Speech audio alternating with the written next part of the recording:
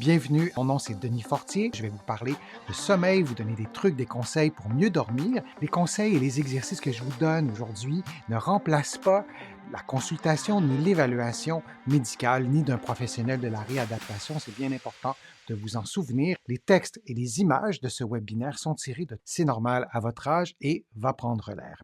Maintenant, je voulais vous montrer la colonne vertébrale.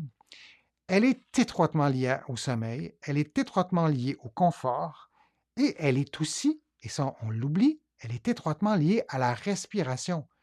Votre cage thoracique, elle est attachée après vos vertèbres.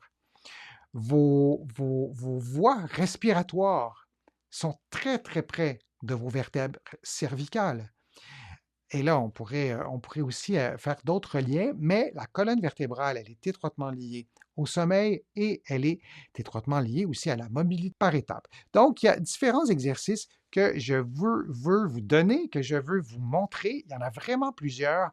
On ne les fera pas tous un par un. Vous allez voir dans les hyperliens des vidéos sur ma chaîne YouTube qui vous proposent les exercices en temps réel. Alors, vous pouvez les faire avec moi, mais je voulais vous donner des captures d'écran des exercices parce que souvent, il y a des patients qui préfèrent faire les exercices en même temps en regardant une vidéo. Il y en a d'autres qui disent non, ça va, avec les vignettes comme ça, je vais pouvoir me débrouiller. Alors, je vais vous montrer les exercices. On va les voir ensemble dans quelques instants. Alors, voilà.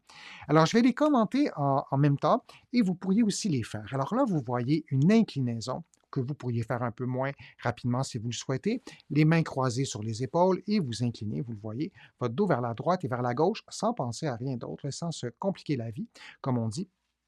Et vous faites cet exercice pendant environ 50 secondes. Lorsque vous faites l'inclinaison, vous pouvez quand même observer à quel endroit votre corps s'incline. Ça peut être intéressant aussi de l'observer. Et ça, c'est une inclinaison globale. Alors, moi, ce que je vais faire pendant que vous regardez la vidéo, je vais avancer la vidéo si j'arrive à le faire. Je pense que j'ai un petit problème ici. Je n'arrive pas à avancer la vidéo. Alors, on va le faire comme ça. Je vais commenter tout ça en temps réel. Et donc, vous le faites pendant environ 50 secondes et vous prenez une pause. Ensuite, bon, j'ai trouvé mon petit bouton pour arrêter la vidéo. Ensuite, on va faire un autre mouvement d'inclinaison, mais en plaçant les mains sur vos côtes. Alors, vous voyez que l'inclinaison est plus haute. Tout ce qui est en bas de vos mains ne devrait pas bouger idéalement. Donc, la région lombaire ne sera pas mobilisée. Et ça devient vraiment intéressant parce que si on ne fait que l'inclinaison globale, comme on a fait ensemble juste avant, bien, vous allez mobiliser ce qui est souple et les endroits qui sont raides dans votre colonne, vous n'allez peut-être pas les mobiliser parce que, par définition, ces endroits sont raides. Alors, en se concentrant et en s'aidant avec des points de repère comme nos mains, bien, ça nous permet de cibler un endroit qui est peut-être un petit peu plus raide. Alors, je vais avancer la vidéo pour aller tout de suite à l'autre exercice. Et comme je vous dis, vous pourrez faire ces exercices en suivant sur ma chaîne ou en reprenant le document avec les vignettes. Mais vous allez voir, c'est très simple, c'est très logique. En revoyant les photos, vous allez tout de suite vous en souvenir. Vous placez vos poings vis-à-vis votre nombril et vous faites l'inclinaison. Et observez le mouvement de mon tronc. Observez l'amplitude du mouvement de mon tronc. Vous voyez, j'arrive presque aux lettres qui sont, aux mots qui sont sur la vidéo, en fait, qu'on voit en dessous des textes du mot inclinaison basse. Et vous voyez l'amplitude du mouvement. Alors, si on avance la vidéo, que je vais faire tout de suite à l'instant, et donc, vous pouvez le faire pendant 50 secondes. Et l'idée de faire ça, c'est d'augmenter la mobilité pour être plus confortable quand vous dormez. Et si on déplace les points beaucoup plus haut, ici, et on fait un mouvement qui se ressemble, je vous laisse le regarder pendant que je prends une gorgée d'eau, et vous voyez que l'amplitude est vraiment réduite parce qu'il y a seulement les vertèbres thoraciques supérieures qui vont s'incliner. Arrivez-vous à faire ces mouvements? Arrivez-vous à distinguer le mouvement entre le mouvement avec l'axe d'inclinaison qui est plutôt vis-à-vis le thorax ou plutôt vis-à-vis le nombril? Peut-être que ça sera difficile, peut-être que vous n'y arrivez pas, peut-être que c'est compliqué pour votre cerveau de trouver ces endroits-là, mais peut-être aussi parce que c'est raide. Alors, s'il y a une raideur, il faut vous donner un peu de temps pour augmenter la souplesse. Si on y arrive, dans bien des cas, on arrive à augmenter la souplesse. C'est assez rare qu'on ne peut pas augmenter la souplesse. Ça arrive, mais donnez-vous un peu de temps pour comprendre l'exercice et ensuite d'arriver à avoir un progrès. Maintenant, la rotation, c'est assez simple. Les mains croisées sur les épaules et vous tournez le plus loin possible et tournez la tête aussi le plus loin possible parce qu'on pourrait faire tout ça aussi avec la région cervicale, tous les exercices que je vous montre, et observez jusqu'où votre regard se rend, jusqu'où vous voyez. Et si vous avez des points de repère, là, derrière moi, c'est un mur uni, il n'y a pas de point de repère. Mais s'il y a des points de repère, vous pourrez voir si vous bougez de façon symétrique. Et si vous ne bougez pas de façon symétrique, il y a une grosse différence. Il faut comprendre pourquoi. Et c'est peut-être parce qu'il y a une raideur. Je vais avancer la vidéo maintenant. On va faire un autre type de rotation. Celui-ci. Une main placée sur la partie supérieure de la cage thoracique, une autre sur votre bassin. Et vous ne tournez idéalement qu'avec la main qui est supérieure. On veut faire une rotation dorsale. On veut bouger les vertèbres du milieu. Et tout ça peut sembler peut-être un peu compliqué parce que je vous montre ça en rafale, mais c'est très logique. Vous allez le refaire et ça va être assez simple. Et cette routine d'exercice pourrait devenir une routine avant d'aller au lit, peut-être, en pratiquant de la respiration rythmée. Et ce qui est intéressant dans cette rotation, c'est que ça peut peut-être mobiliser des parties qui sont raides. Alors, vous voyez que j'avance la vidéo, c'est pas c'est pas une nouvelle danse. Et ça non plus, que le prochain exercice, c'est pas une nouvelle danse, et c'est un exercice qui est fort intéressant, qu'on ne voit pas souvent non plus. On est toujours dans la rotation. Cette fois, vous allez tourner, vous le voyez, vos genoux, vos membres inférieurs vers la droite et vers la gauche. Il faut faire l'exercice en position assise, sinon ça ne fonctionne pas aussi bien. Et la rotation qui sera induite sera une rotation lombaire basse.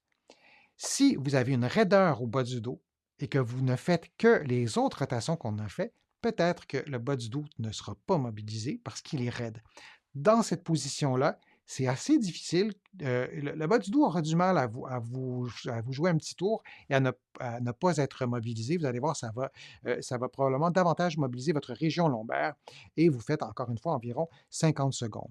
Je vais avancer un peu encore la vidéo et on va faire un mouvement complexe et on va terminer avec ce mouvement-là pour ce qui est de cette série d'exercices. Vous faites une inclinaison et vous tournez en direction opposée. Et lorsque vous tournez, vous prenez soin de ne pas perdre l'inclinaison. On ne veut pas se relever comme ça. Alors, vous voyez à l'écran ce que ça donne. Je vous laisse regarder le mouvement. On incline, on tourne et on détourne. Et lorsque je demande aux personnes de faire ce mouvement en conférence, s'il y a 50 personnes qui assistent à la conférence, il y a 50 versions du même mouvement. Pourtant, il ne devrait pas y avoir 50 versions de ce mouvement. Ça devrait être le même mouvement pour tout le monde. Par contre, le cerveau n'exécute pas les choses toujours comme on pense. Par contre, on a parfois de la raideur à certaines régions, à certains niveaux de la colonne vertébrale. Alors, ça compte parmi les raisons pour lesquelles tout le monde ne fait pas le même mouvement durant les conférences et c'est quand même toujours un peu amusant. Alors, vérifiez dans le miroir, avez-vous vraiment fait ça ou vous avez fait un mouvement complètement différent, à la limite à votre insu? Et il y a un autre mouvement combiné qu'on peut faire et vous l'avez photographié dans vos vignettes. Plutôt que de commencer par l'inclinaison, vous commencez par la rotation. Vous tournez votre tête aussi, évidemment. Et ensuite, vous voyez, vous ajoutez l'inclinaison. Alors, c'est beaucoup de mouvements.